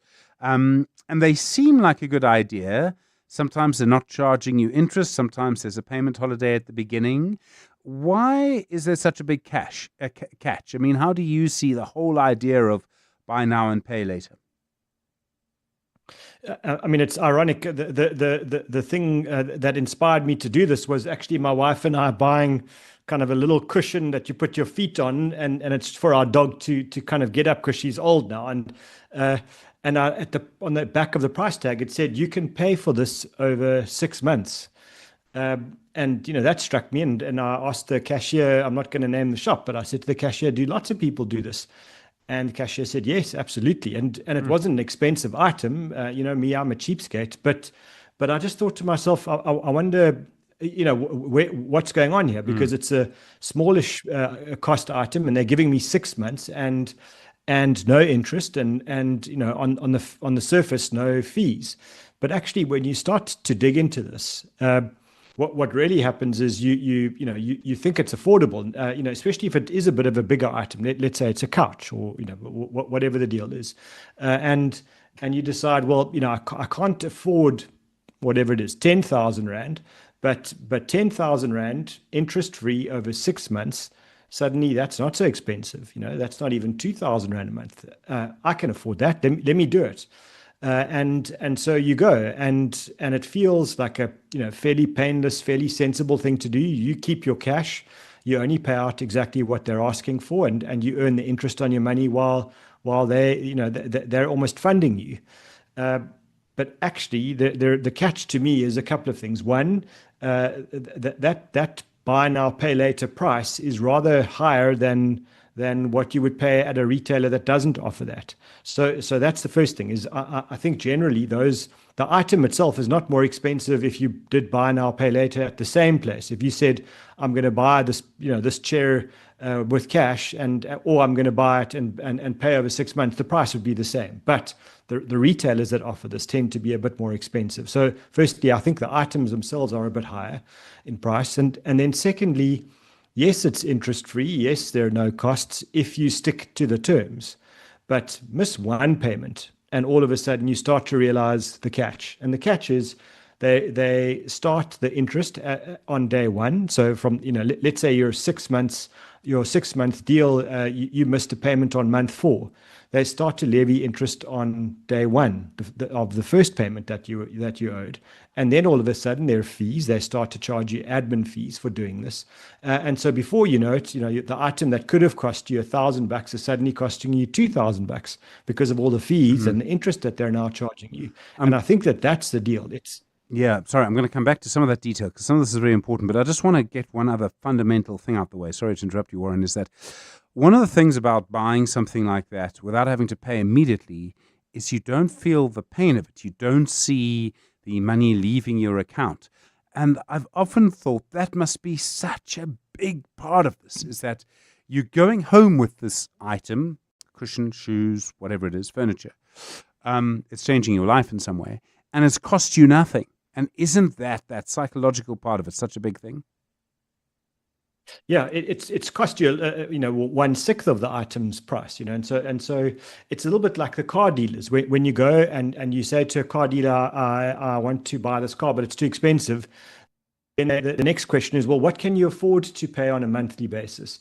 And let's say the car payment was meant to be 20,000 Rand a month if you paid the car off over 5 years with no residuals and all those things. Then the car dealer comes back to you and says, don't worry, if you can only afford 10,000, what we can do is we can work a deal where you can pay the 10,000 a month, and at the end of 6 years you have a residual of 40% of the car value. So and I think the same psychology applies here. You start to divide the cost of the item by 6, and anything divided by 6 suddenly seems a lot more palatable. And so the sales process and the psychology behind the sales process is very attractive. When you buy something on buy now, pay later, the retailers are often very keen on it. And does that mean they get a fee somehow? Do they benefit if you do it that way rather than the normal way? Yeah, so sometimes they've got an in-house finance department. So if you look at some of these retailers, I often think they when you look at the stock exchange listings, some of these retailers should not be listed as retailers. They should actually be listed as financial institutions, because they make so much money from financing and from lending and all the financial services that they offer, and actually comparatively a bit less on the retail. And I feel that's what's going on here. So they might have the internal finance department, and it's very lucrative for them to do this, because the second you miss a payment, it's almost like you're in a microloan process now. There's going to be lots of admin fees, and I can promise you those admin fees are not reflective of the actual cost of what's involved. These are punitive fees that they're making money out of the fees, and they're making money out of the interest. Sometimes the retailer doesn't have an in-house finance department, and what it does then is it brings in an outsider, and you'll often see these at retailers. And every time the retailer then signs a deal where there's now this buy now, pay later scheme, they're getting a fee, and it's not a hidden thing. It's not a kickback. It's all disclosed and transparent if you go and read the 12 pages of fine print, but it's there. And now they've made money from selling you the item, and they're making some money from the finance charges. So certainly, Stephen, what a great way to make money twice on selling the same item. And then if you miss one payment, you can suddenly be charged a fee immediately. So that's not interest. That's something else? Exactly. So now it'll be called an administration fee. It'll be kind of worded more gently than penalty, because that just sounds terrible. So it'll be, oh dear, you've missed a payment. I'm terribly sorry. We're going to have to charge you an admin fee, because now there's admin involved, and the fact that might not be much admin doesn't stop them from charging the fee. So now you're paying an admin fee. On top of that, you're going to start paying an interest payment as well. And so that's when the costs start to rack up against you very quickly. And the admin fee, I just want to get to the bottom of this, because this is all computerized, right? There's no one who now has to fill in 3 forms, and you have to pay that person to fill in 3 forms. It seems to me just a way to make money. Yeah, I think it's a very lucrative way of dealing with this, and I think the argument in defence will be that this is all disclosed to you. You agreed to a deal with us, and you agreed to pay us a fixed amount for 6 months. And you've taken the item home, and so now there's work involved for us as the retailer. Because you haven't stuck to your side of the agreement, and we're entitled to charge you a fee because we have to do a huge amount of work by pushing 2 or 3 buttons. Okay, all right. So actually, very quickly, something that cost you 1,000 rand can go up to 2,000 rand. You miss one payment, there's a fee. They charge interest from a very early stage on that. It's actually quite easy to get into trouble here. Yeah, and I think it's. It's a bit like the credit card problem. When you get your first credit card and you start to swipe and swipe and swipe, it just feels like everything's fine until the day you reach your credit limit, and all you can do is fund the absolute limited, the minimum payment possible. Very quickly, you start to drain your cash resources. So I feel like this is the credit card problem in reverse. You're getting the item up front, you're committing to a bigger cost, but it's being spread out over a period of time. And truthfully, if you did stick to the deal and you paid everything off and you carried on, then perhaps the only downside is that you might have paid for a slightly more expensive item than that you could have got somewhere else at a cash-only retailer, as an example. Okay, and then the juggling act starts, and this, I presume, is when you don't have just one item on buy now, pay later. You use it for everything. Yeah, I think that's the thing where I think we're going to get caught out. A lot of us, if you're not really on top of this. I mean, I think as a starting point, there are very few people that would do the buy now, pay later if they have the cash resources to buy the items. They don't want to go through the hassle of all the paperwork, etc. So most of the time, you'll just swipe on your credit card if you've got the capital available, on your debit card, whatever it is, and you would move on. If you're doing this, it's because you are in one form or another cash constrained. So now you're buying an item that actually you can't afford. And so you give yourself a little bit of breathing room from a cash flow point of view in a month, but this becomes a bit addictive, right? Because now you think, well, I've bought the chair, but now I need the cushions and the throw and all the other things to decorate. So let me go back and buy all those things as well on buy now and pay later. And I think that's where you start to get caught out. And I have seen some studies around this behavior, because this is not a South African thing. This is a global thing.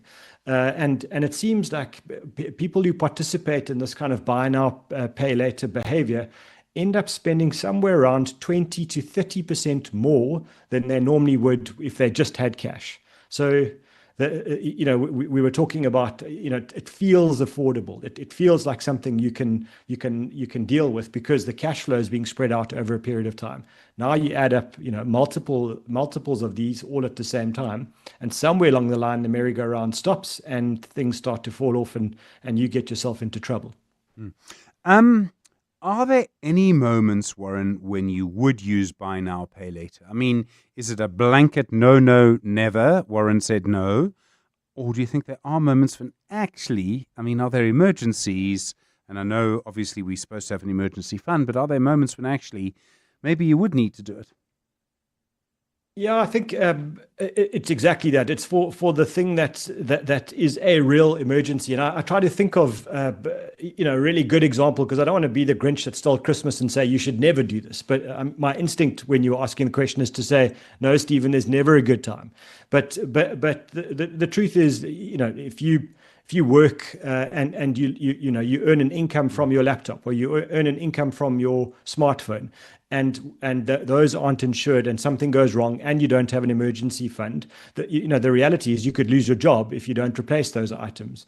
And so I would guess, if you don't have the cash to buy, the quality smartphone that you need, and I really mean need for work, not need to stay connected to your friends, or a laptop because that's how you make your living, then I would guess something like that does really qualify as an emergency. And so maybe that's the kind of situation I can think where you would do this, but it's not. And I mean, really not, I desperately need those shoes for the party on Saturday night, or, I want to do up my house nicely because I want a housewarming, or anything that I would call discretionary, something where you could live without it and life wouldn't be worse, except maybe you feel a bit embarrassed about something. That's not an emergency, not being able to generate an income because you don't have a laptop. To me, that's an emergency. All right. We have a question for Warren tonight. The question comes from Paul. Hi, Stephen. What is the impact on my investments of South Africa being removed from the grey list? Does it actually mean anything for me? That's a great question. If you've got questions as well for Warren, 011 883 0702 021 446 0567, and of course voice notes tonight on 072 702 1702. It's 11 minutes to 8. What do partners of the Gates Foundation do when facing the world's toughest challenges? They keep going. From discovering a plastic drape that helps detect excessive postpartum bleeding faster, to developing better bed nets to kill malaria-carrying mosquitoes, to researching an RSV vaccine that could save hundreds of thousands of children. For every problem, there are people who prove that progress is possible.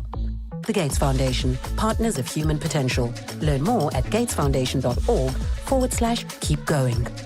I think it's time for an adventure. We could visit the grandkids, check on the London apartment while we're there. Or we could meet them in Dubai and look at properties along the way. Why settle in one place when you can be a global citizen? If it's on your mind, it's on ours. Partner with a wealth banker who will connect your global banking, lending and investments on a single platform. See money differently. Nedbank Private Wealth. We're a licensed FSP and registered credit provider. T's and C's apply. If this ad caught your ear, imagine what Prime Media can do for your business. With South Africa's leading media company, your message reaches the right audiences across radio, digital audio, video, and display. The Prime Impact Sales event is coming to Joburg 3 to 7 November and Cape Town 10 to 13 November. Register today for a free demo commercial, a custom campaign, and unbeatable annual partnerships. Seats are limited. Secure yours now at primeimpact.co.za. The Money Show with Stephen Grootes is brought to you by ABSA CIB, proud sponsor of the ABSA Africa Financial Markets Index 2025. The Money Show. Personal finance with Warren Ingram. Warren, of course, is the co-founder of Galileo Capital. And the question from Paul for you, Warren, was, what is the impact on my investments of South Africa being removed from the grey list? Does it actually mean anything for me? And I'm sure Paul's not alone when he asks that. Yeah, I think maybe you start with the bad news, then the good news. So the bad news is we would have all noticed that the paperwork we required to do for our anything to do with a financial institution, whether it's for investments or banking or credit or anything, the paperwork has got a lot more in depth and a lot more painful since we were put on the grey list. And that's because the FATCA, which is the kind of global body that looks at this money laundering stuff, said that we weren't doing our homework properly as a country. We weren't monitoring money laundering and anti-terrorist financing and all those things. And so we had to step up our game. And now being removed from the grey list doesn't mean that that kind of extra due diligence will go away. I think it remains. And anybody who is involved in a trust or an investment company will know that the documentation required for those kinds of legal entities is now very extensive and very painful to collate, and I don't think that's going away. If anything, it will probably get a little bit tighter and a little bit worse over time, because we want to prove to these authorities that we're going to carry on with this work. So that's the bad news. I guess the positive of that is somewhere along the line it should start to catch out all the corrupt crooks, and they should be found out in a process like this as well. But for the rest of us ordinary citizens who just want to get by and do our thing, the good news is that especially on international investments, it should become a lot easier to invest our money overseas. Anybody that's tried to buy especially euro listed investments would have found that it's probably been a lot more painful, a lot more difficult to buy those investments, things like exchange traded funds and unit trusts. Since we were grey listed, and some of the Euro banks have just flatly refused to deal with South African sourced money, because they said, we're on the grey list. That means you're high risk. You're required to do enhanced due diligence, and we're not going to do that. We'll just not deal with you. So I would think over the next probably month to 2 months, I don't think it'll happen next week as an example, but over the next month to 2 months, as more and more banks, update their systems, they'll realize we're on the good list, we're not on the naughty list, and the enhanced due diligence for transactions will go down. So, we'll still be required to do lots of FICA and lots of, proof of address and all those things, but certainly it should become a bit easier to do transactions. And then I think for businesses that are involved in the world of import and export and those kinds of things, their lives again will be a lot easier now, and probably a lot less frustration and possibly cost as well. So yes, Paul, I think it's good news. I think your life does get a bit better, but maybe not in the next week or two. We actually have a voice note for you on the subject we've been talking about buy now and pay later, coming through for you tonight, Warren. Good evening, Stephen. Stephen, the other thing that they do to get us, especially the young ones, with the whole credit card thing and account thing, is because when you want to buy either a vehicle or a house, an asset, things that that, okay, these I absolutely need, and you don't have a credit record, they tell you to go get those very same things. But that time you're thinking, but all I want is a car, or all I want is a house. Now you are making me go get a credit card or a clothing account on a buy now, pay later method, and I don't need those things. And they say, go build up your record. We don't know how you pay, so go somewhere else before you come to us. Such an interesting point. I mean, there's almost this incentive to get involved in this, isn't there, Warren? It's such an irony that the people that that are fiscally disciplined, that maybe only need to borrow for very big items, are the ones who might end up being punished for the very good discipline that they have, and I think it's a very valid point. So, I always think when you are young and you're starting out, and you do need to build up some kind of a track record, and unfortunately the system does work like that. They do want to see a history of discipline around the way you pay accounts, etc. You can always apply for a credit card. You don't need to take the credit that the bank is offering you. So, for example, if the bank says, well, on your salary, on your first job, you can afford, credit limit of 30,000 Rand, what you can say to the bank is, I don't want 30,000 Rand, give me a credit limit of 5,000 Rand. And then, you use that for a little bit every month. And let's say you use 1,000 of the credit limit, and then make sure you pay it off, with discipline ahead of time. And so you will build up a very good track record on your credit score and all of that, but never getting into the big trap where you find yourself, with a huge debt hole because you got caught out. Okay, yeah, that's interesting. If you're very tempted to use buy now, pay later, Warren, what can you do as an alternative? I think this is a little bit of self-management. So I love this 24-hour rule, and if you see something in a place that that offers this buy now, pay later, and you are very tempted because you absolutely need that new chair or that new couch or whatever it is, my suggestion is write down the price, take a photo, and then go home, think about it, sleep on it especially, and maybe talk to one or two friends, especially those that are not buying enablers, not the people that always tell you to buy stuff. Speak to the more sensible people that and discuss it with them. And If you still feel very strongly that you want that item, then the next thing is you've got to say, okay, I'll buy it, but only if I can afford to pay for it with cash. None of this buy now, pay later nonsense. If I can't afford to buy it with cash, then what I'm going to do is I'm going to save up and put aside some money every month and keep going. And at some point I'll have enough cash, and then I'll go and buy the item. What I find is doing that with myself, all I need to do is go home and talk to my wife, and she'll say, we don't need it. There's nothing wrong with the thing we've got, whether it's the TV or the couch or whatever it is. And so that urge passes very quickly. And if you're the same, then that's the deal. But if not, then the discipline of saving for it and giving yourself a goal means that you might take 6 months to get it, but you're doing it with cash without the danger of getting caught in a trap like this.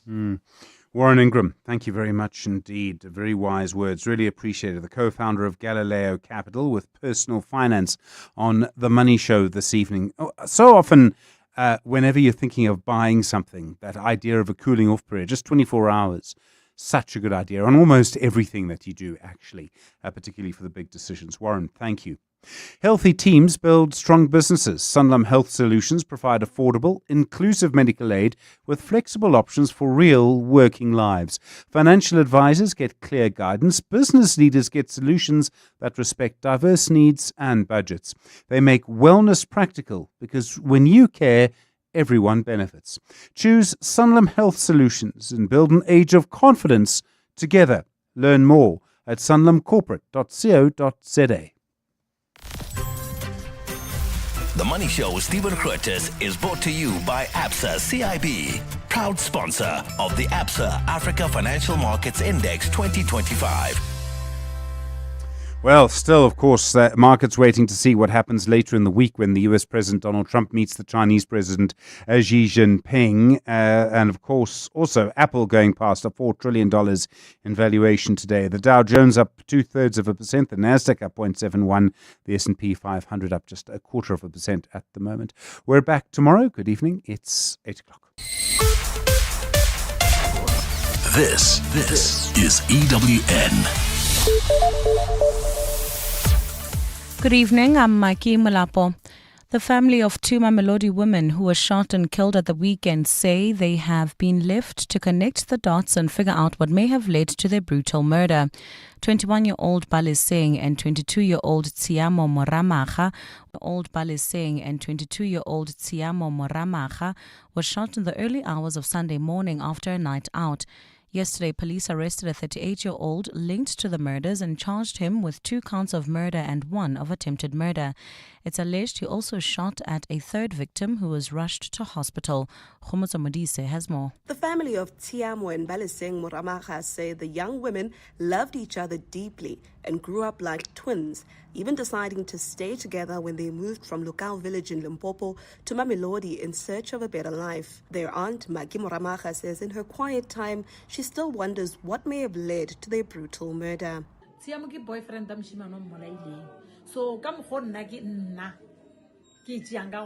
suspect was Tiamo's boyfriend. What I think happened is that Baliseng was trying to protect her sister, and that's when he decided to kill them both. Moramaga says she's filled with so much anger that she does not want to see the suspect even in court. The man will make his first appearance at the Mamelodi Magistrates Court tomorrow. Khomotso Modise, Eyewitness News in Mamelodi. Staying in the capital, the Madlanga Commission of Inquiry has heard how firearm evidence in the murder case of engineer Arman Swart was tampered with, allegedly to protect criminal syndicates. In the past 2 days, 3 ballistic analysts assigned